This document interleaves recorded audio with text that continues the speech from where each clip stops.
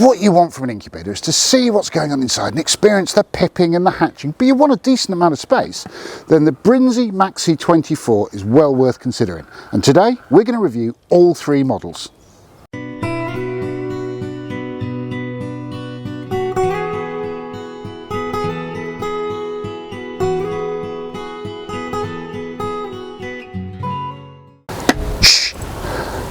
If you're thinking of buying an incubator, take a look in the description down there. We've got some special offers, short-term offers for you from Brinsea. So get the best deal you can. Right, back to the video. Hello, welcome to English Country Life. Welcome to the garden. I'm recording outdoors today because honestly it's spring. I'm sick of being cooped up in the cottage when it's been raining recently and I want to be outdoors. My name's Hugh. And together with my beautiful wife Fiona, we run a small holding here in rural Lincolnshire. And part of our operation is we breed rare breed chickens. And over the years, we've built up quite a fund of expertise on incubating and hatching poultry. And as a result, we get a lot of questions about incubators. And this year, we decided to put together a series to explore the topic in some detail. So when people have questions, honestly, we can answer them a bit more comprehensively than we can in written answers and written comments on other videos. So that's what we're doing. Now, we've already put together an episode that looks at the principles of incubation and what to look for in an incubator, and I'll put a link somewhere up here. And what we're doing now is working through the different types and models to work out if they're the right model for you. We've already done the Mini 2, and that's a 7 to 10 hen's egg size incubator, and today we're stepping up to something a bit bigger, the Maxi 24, which can do 24 to 30 hen's eggs. It's a dome incubator, which means it's got a clear plastic dome over the top. And I think that if you're going to be hatching with children, if you want to film what's going on, if it's for educational purposes, dome incubators are where it's at. They give you brilliant visibility of the incubation and hatching process. Now, the Maxi 24 range has three models, an Eco, which is the entry level, an Advanced, and the top of the range EX. And what we're going to do is review those models against the three critical success factors for incubation, which are egg turning, temperature control and humidity control. And at the end of that, we're going to look at the range and try and work out if it's the right type of incubator for certain kinds of operation. What's great about it and what areas, if they're important to you, might you be better choosing something else. Let's get started.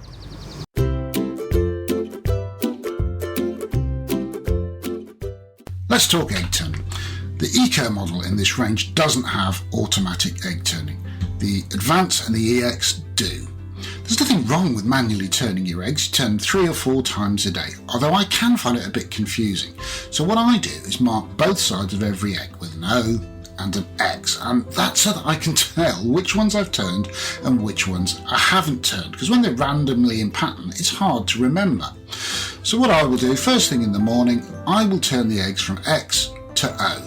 Then perhaps at lunchtime, back from O to X, and in the evening before bed, I'll turn them again. This is the motor that the EX and the Advanced units use. It ends in a cog at the base, and that cog engages with egg turning discs that rotate the eggs on the base of the unit. You can see one of the discs here, and as that disc rotates, the eggs turn on the base. There's a variety of these discs available. The one I would consider to be the standard one holds 24 standard sized hen's eggs. There are though 3 others for different sizes of eggs. This one takes a dozen eggs of either duck or very large hen's egg size. You can go larger still, with one suitable for up to 8 goose eggs, and there's one for small eggs, quail's eggs and the like, which takes 40 eggs. The egg discs actually come in quadrants and they clip together. So you can, in theory, mix and match the size of eggs you're incubating. But remember, different types of eggs take different incubation periods. So if you want to do that, you're going to have to stagger the start time so they hatch on the same day. And this is the unit actually running. I think it's a good turning mechanism. Fiona particularly likes it because it very much mimics the turning motion of a broody hen. You can program how often you want it to turn, I use 45 minutes, and how far you want it to turn so it fully rotates different egg sizes.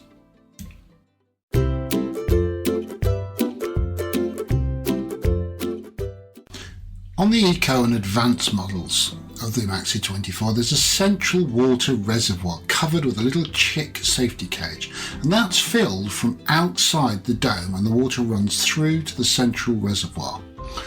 This is achieved by a small pipe that runs under the base of the unit, so you can add water without opening the unit and lowering the humidity, and that water runs to the central reservoir.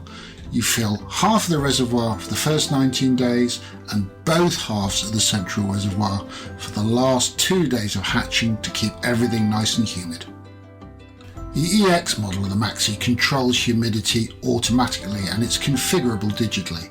There's a small capstan pump in the back of the control unit, and what you have to do is set up a water reservoir. This is just an empty honey jar with a hole in it. Put a piece of pipe into that and it will draw up moisture as it needs it. When it detects that the humidity is falling low, this clever little capstan pump will massage water along that tube and drip it down into the central water reservoir. To help that water evaporate quickly, what you have to do is cut a piece of the supplied thick paper to a size that they give you. Then fold that down the middle and pop it into that central water reservoir with one leg in each side. And then you put the safety cage back on top of that to protect the chicks. And the water dripping on that will evaporate very rapidly, allowing the unit to assess and measure and correct the level of moisture in the air.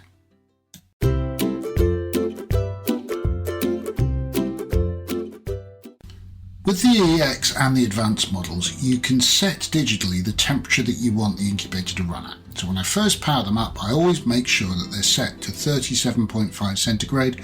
That's the temperature that you want to hatch almost all poultry eggs at. And honestly, once I've set that on my incubator, I'll just leave it there. There are a number of other settings that these units have. You can have a high temperature alarm, you can have a low temperature alarm, and you can even have periodic cooling, which is quite interesting, and that mimics the behaviour of a broody hen, leaving the clutch of eggs once a day and allows them to cool for a short period. And some people believe that that will improve your hatch rate. Certainly worth experimenting with. I'm personally not entirely convinced, but give it a go. Now, on the Eco model, it does have thermostatic temperature control, but it's pre-configured, and to adjust it you need to turn a screw. You can check the internal temperature of the incubator on a supplied glass thermometer, but as I say, it comes pre-configured to 37.5 centigrade anyway, and I suspect that all you're ever going to do is make sure it's running around that temperature and leave it alone. That's what I would do.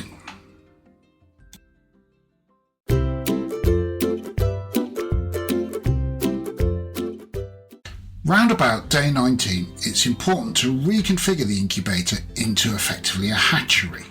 So for the Advanced and the EX models, what that means is we need to temporarily turn off the incubator, take the eggs out, and then remove the hatching disc because we want a good footing for the chicks to hatch on. And once that's out, what we can do is add in one of the Brinsea hatching mats, and they give a really good purchase for their feet. One comes supplied, you can buy more, or you can make something yourself to give a good purchase for those little chick feet and avoid splayed leg. Then we put the eggs back in, pop the dome back on, turn off the auto turn facility and increase the humidity to around about 65% to avoid the chicks sticking to the membrane during the hatch process.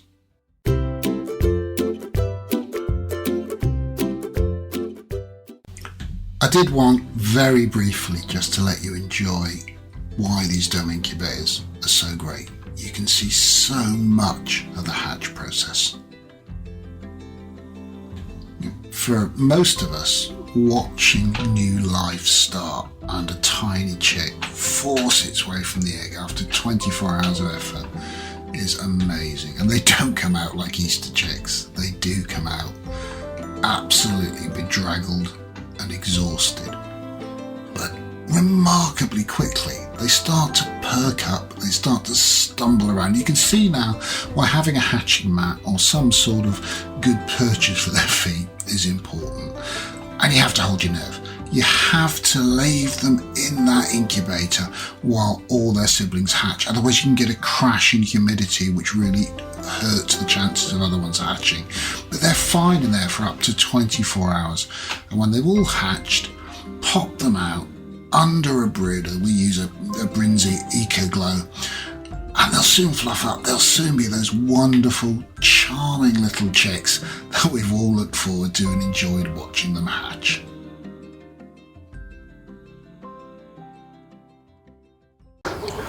Let's give you some conclusions then on the Maxi 24 range of dome incubators. And I think that's the critical point to start with. It's a dome incubator. So let's compare it to the other dome incubator, the Mini 2. Which would I buy? Straight answer to a straight question. I'd buy the Maxi 24 every time.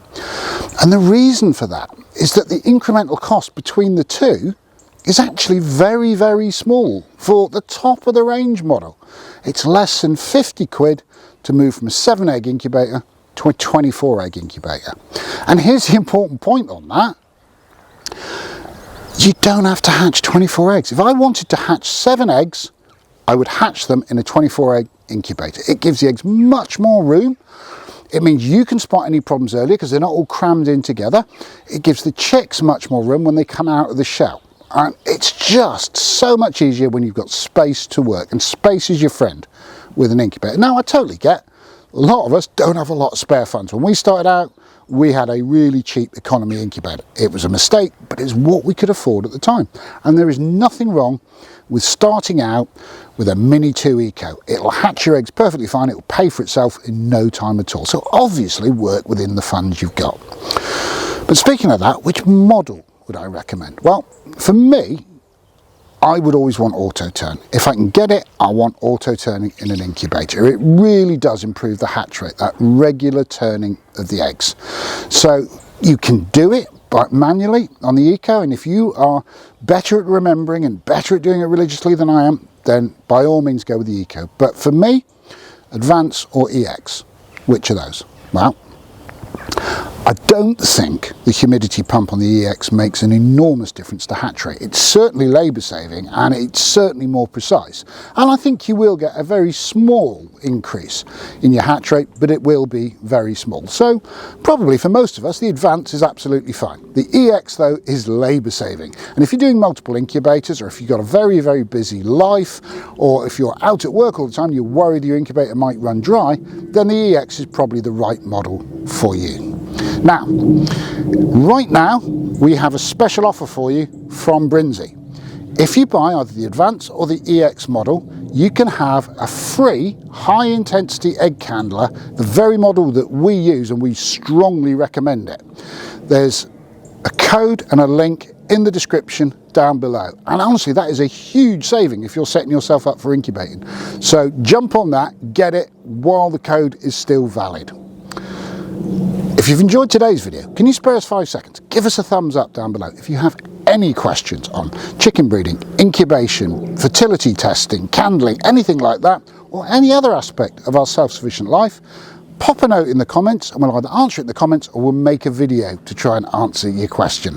And if you want to see those videos and everything else we do on self-sufficient living, click on subscribe down there, hit the bell next to it, and you'll hear every time we upload a new video.